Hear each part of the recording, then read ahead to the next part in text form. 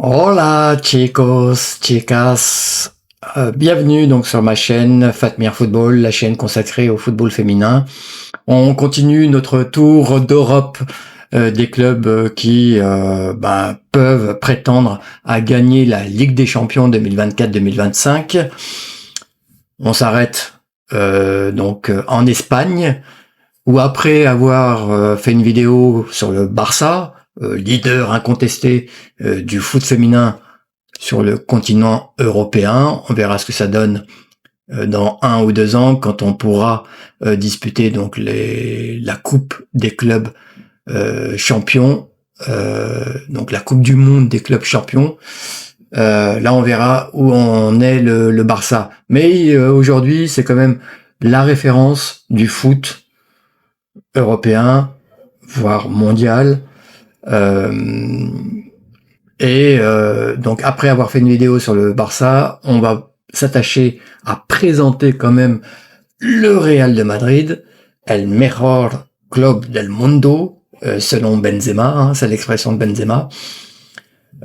C'est vrai que la section féminine n'est pas au même niveau de performance en termes de palmarès également. La vitrine n'est pas aussi étoffée que celle des garçons.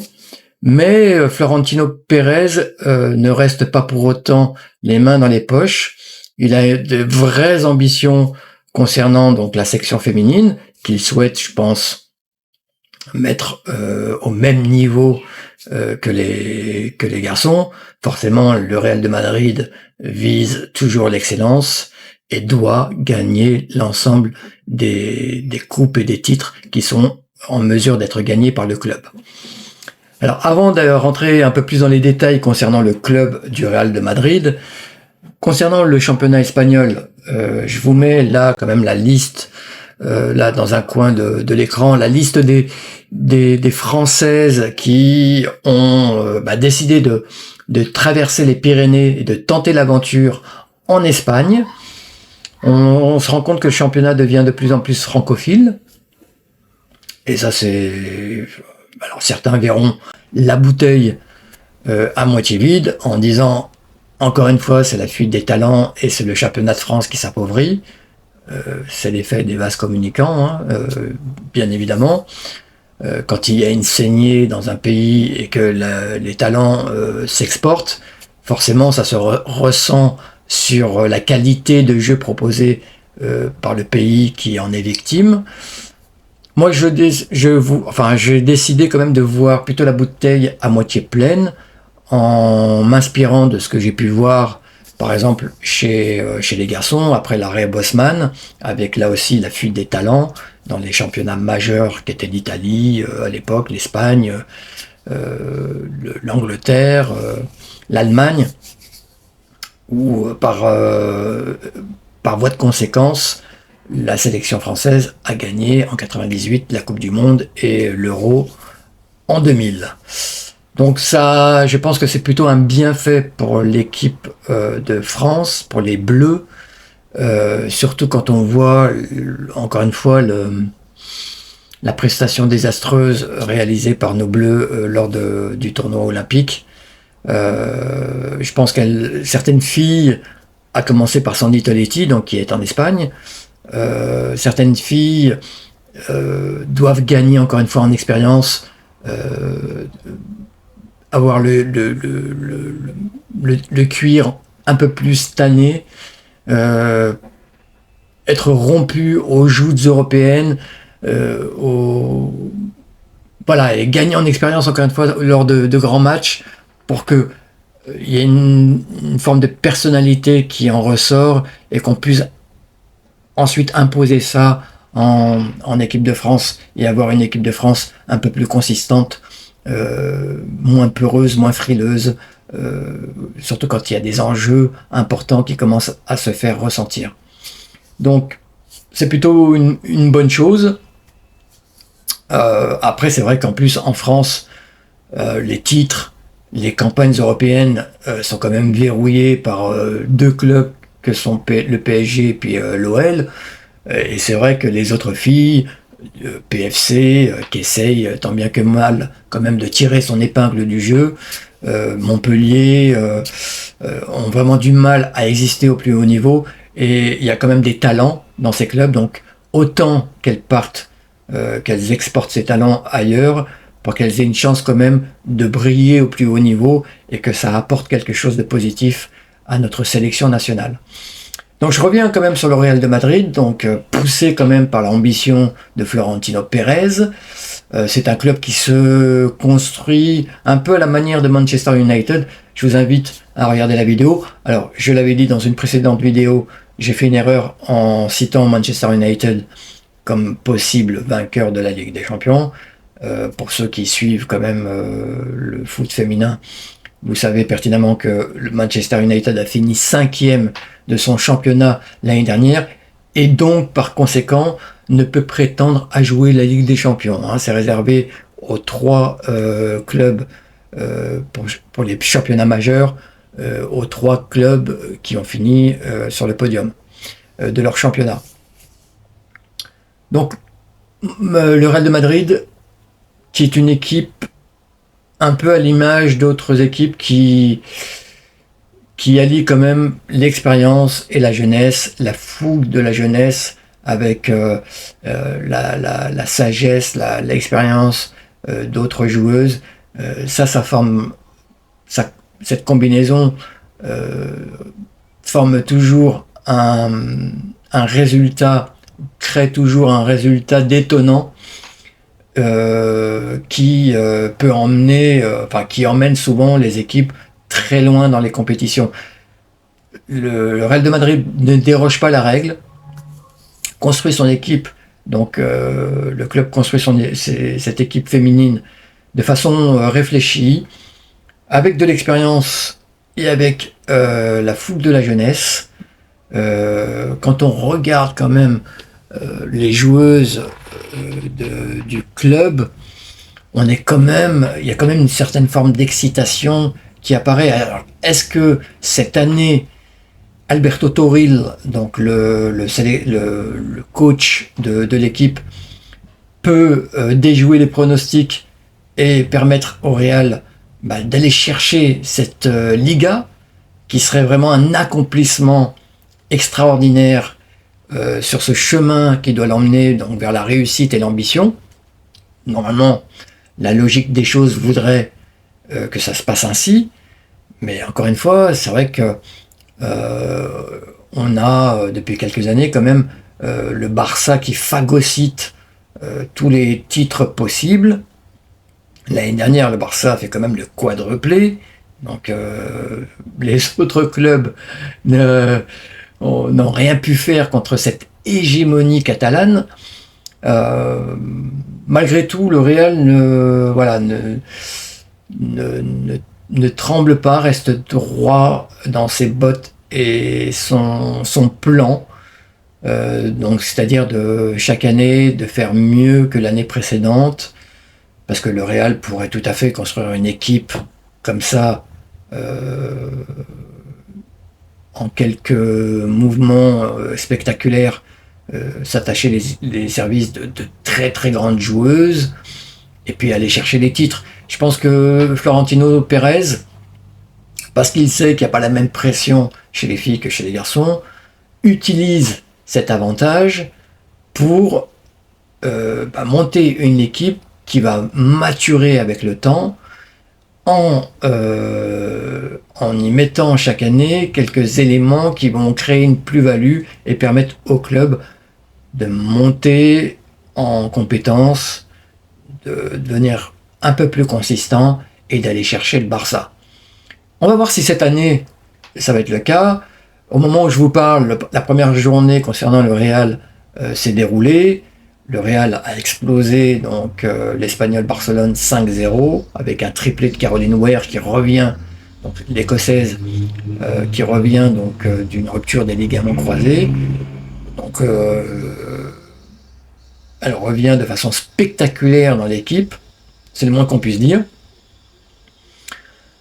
Donc le Real va pouvoir s'appuyer sur cette joueuse-là, mais pas que, je vous l'ai dit, le Real a quand même des arguments à faire valoir, des internationales, notamment espagnoles, avec Olga Carmona, qui est une super joueuse, une super arrière droite. Il y a aussi donc Navarro qu'on a vu lors du tournoi olympique, l'attaquante ailière droite de la sélection espagnole. On a, je parlais de devant, on a quand même la colombienne extraordinaire, un talent pur, un joyau qui est vraiment extraordinaire, qui s'appelle Linda Caicedo, qui devrait aussi cette année exploser à la face du monde, véritablement. C'est une joueuse qui, moi, me donne vraiment envie. Bah, sincèrement, c'est le genre de joueuse pour qui j'achèterais un billet pour aller la voir sur le terrain, aller voir l'équipe dans laquelle elle joue, sans problème. D'ailleurs, le prix des billets est encore abordable, Dieu merci, concernant les filles, donc je m'en priverai pas. J'espère que j'aurai l'occasion d'ailleurs d'aller voir un match à Madrid ou ailleurs pour la voir sur le terrain. Ça, c'est une de mes envies, parce que c'est une joueuse très technique, qui a de la vitesse, qui a un QI football aussi très, très développé, complètement tourné vers l'attaque. Moi, je vous invite à regarder quelques actions là lors du dernier tournoi olympique, sur quelques contre la France et contre l'Espagne, où elle a fait vraiment très très mal, quoi. Et vous voyez, contre des nations qui sont quand même très fortes. Donc une joueuse que je vous invite moi vraiment à regarder, à découvrir. Vous n'allez pas être déçus. Mais bon, elle n'est pas la seule. Il y a une joueuse aussi qui me plaît beaucoup, c'est Naomi Feller, que j'avais découvert donc avec Melchi Dubornay du côté de Reims. Le duo faisait vraiment aussi un duo explosif qui a fait énormément de mal dans ce championnat de France à beaucoup d'équipes, y compris les équipes comme Lyon ou le PSG. Donc Naomi Feller. Il y a d'autres joueuses dans cette équipe, bien évidemment, qui font que le Real a des arguments à faire valoir. Et voilà, il faut y aller, quoi. C'est le moment de s'imposer. Je vous l'ai dit, hein, elles ont fait une entrée en matière très convaincant. Bon, c'est l'espagnol. On verra ce que ça donne sur les matchs qui vont venir. Je pense qu'elles ont la possibilité quand même de conserver cette première place jusqu'au choc mi-novembre contre le Barça, où là peut-être que les choses se décideront. Il faudra vraiment être au top à ce niveau-là. Et donc voilà, il va falloir compter quand même sur le Real de Madrid, donc pour le championnat espagnol, mais également donc pour la Ligue des Champions. C'est un club encore qui manque bien évidemment d'expérience, puisqu'ils n'ont jamais joué de quart de finale, par exemple, de Ligue des Champions, mais ça devrait être un objectif pour cette année. Le Real de Madrid peut être une vraie surprise au niveau européen, mais de là à gagner la Coupe d'Europe, je n'y crois pas du tout. Je n'y crois pas du tout. Pas encore. Pas encore pour le moment. Qu'ils aillent chercher un quart de finale, voire même une demi, pourquoi pas. Ça serait vraiment superbe. Je pense que c'est un objectif qui est réalisable. Le quart de finale. La demi, ça sera vraiment, je pense, la cerise sur le gâteau. Mais moi, si j'étais à la place d'Alberto Toril, les objectifs seraient très clairs. Contester le plus possible, le plus longtemps possible, l'hégémonie du club du Barça au niveau national, et aller chercher un quart de finale en Ligue des Champions. Ça me semble crédible comme objectif pour ces filles. Après, j'ai pas parlé des Françaises. J'ai parlé des Françaises sur le championnat espagnol, mais concernant le club du Real, c'est un club qui est vraiment francophile depuis quelques années. Ils ont donc Sandy Toletti en milieu de terrain qui doit vraiment grandir en termes parce qu'elle a un poste quand même stratégique dans le club qui doit prendre le jeu un peu plus à son compte, montrer de la personnalité. Ça, c'est très important pour Sandy Toletti, qui a traversé de façon fantomatique la Ligue des Champions, il faut le dire. La Ligue des Champions, excusez-moi, les JO à Paris avec l'équipe de France. Donc elle doit vraiment grandir et prendre plus de responsabilités, bien évidemment. Ça, c'est très important.